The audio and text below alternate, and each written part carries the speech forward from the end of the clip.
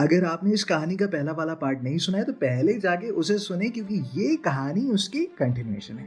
तो अपन किधर पे थे? हाँ, विराज की कहानी दबी की दबी रह जाती अगर एक जनाब न्यूजीलैंड से वापस नहीं लौटते तो। Welcome ji, you listening to stories. मेरा नाम है जस्टिन जोसेफ और हमारी आज की कहानी का नाम है सर्च फॉर विराज कॉटेज।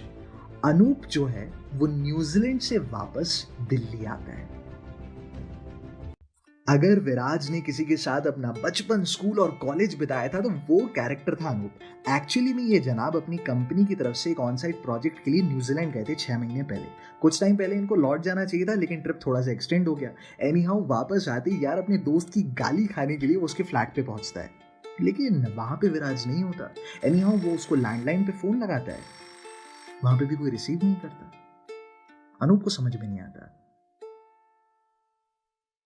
एक दिन, 2 दिन, 3 दिन ना ये जनाब अपने फ्लैट पे आ रहे हैं, ना ये लैंडलाइन को रिसीव कर रहा है। अनूप को कुछ समझ में नहीं आता।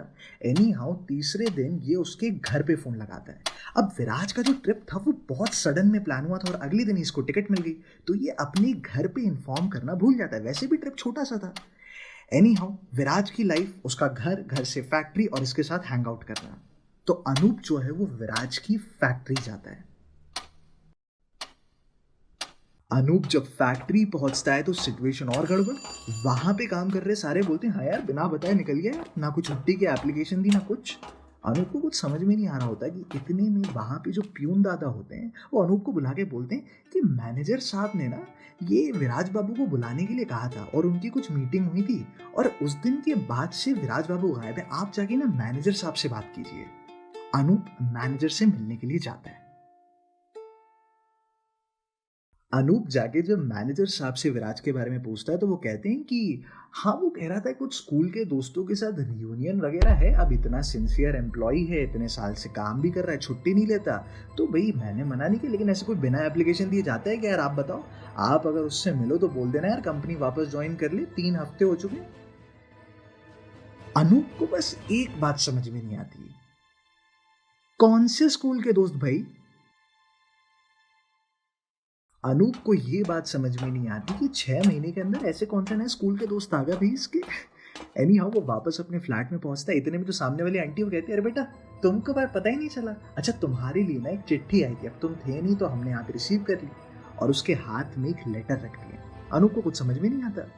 P17 जीत विलास मडनी शिलोंग, विराज की चिट्ठी होती है।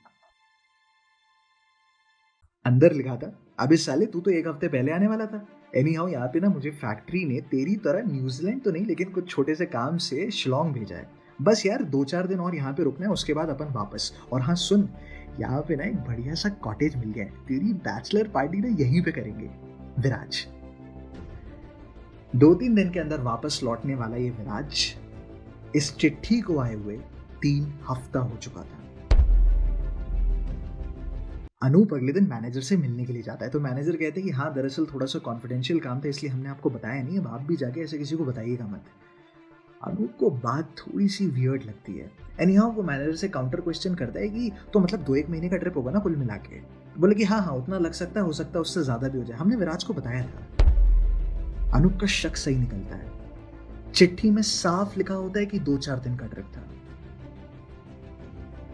अनूप वहां से निकलते ही अपने एक चाचा को फोन लगाता है जो खुद पुलिस में काम करते हैं। अपने एक्सपीरियंस के तौर पर उन्होंने जब ये पूरी की पूरी कहानी को सुना तो उन्होंने कहा कि सुनो, अगर फैक्ट्री के बड़े लोग इसमें शामिल हैं और विराज वाकई में किसी खतरे में है तो FIR करने से सिचुएशन और भी ज्यादा वर्स हो जाएगी। तुम टेंशन मत लो, मैं एक फोन कॉल लगा रहा हूँ। और वो यहाँ से फोन लगाते हैं शिलोंग, वहां के पुलिस स्टेशन में जिसके अंडर मडनी आता था।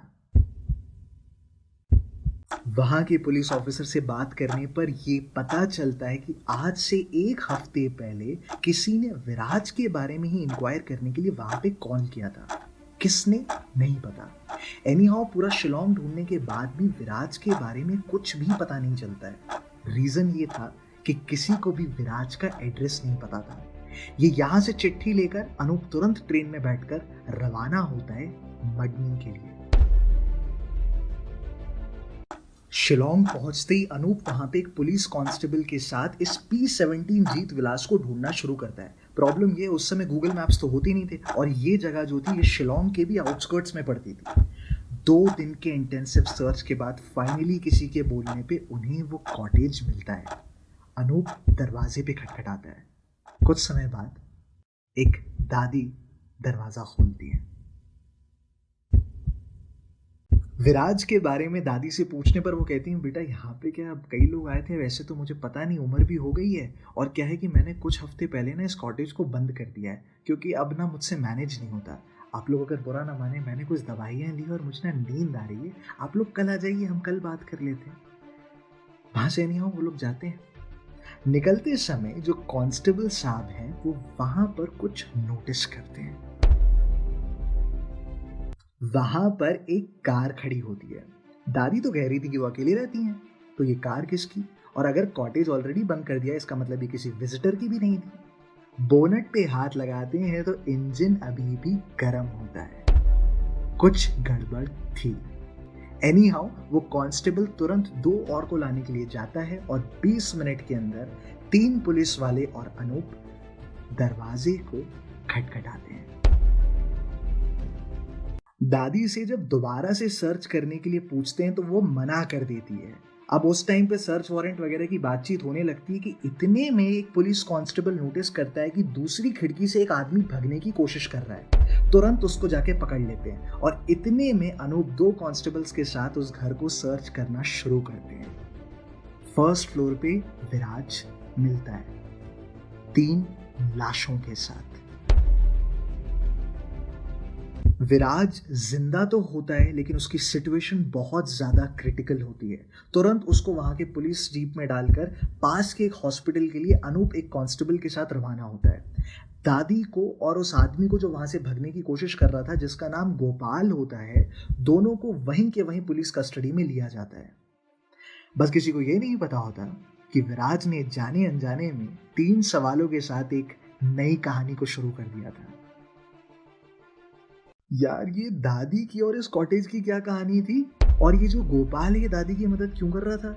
ये 1 हफ्ते पहले बटनी पुलिस स्टेशन पे कॉल करके विराज के बारे में कौन जानकारी निकालने की कोशिश कर रहा था? भाई इन्हीं सब सवालों के जवाब के साथ हमारी इस कहानी का फाइनल आखिरी part Viraj cottage the old landlady कल आप लोगों के बीच में आने वाला है। तो अगर सुनने में इंटरेस्टेड हो ट्यून रहो मेरी प्रोफाइल के साथ। हाँ बस इतना ही करना है। हाँ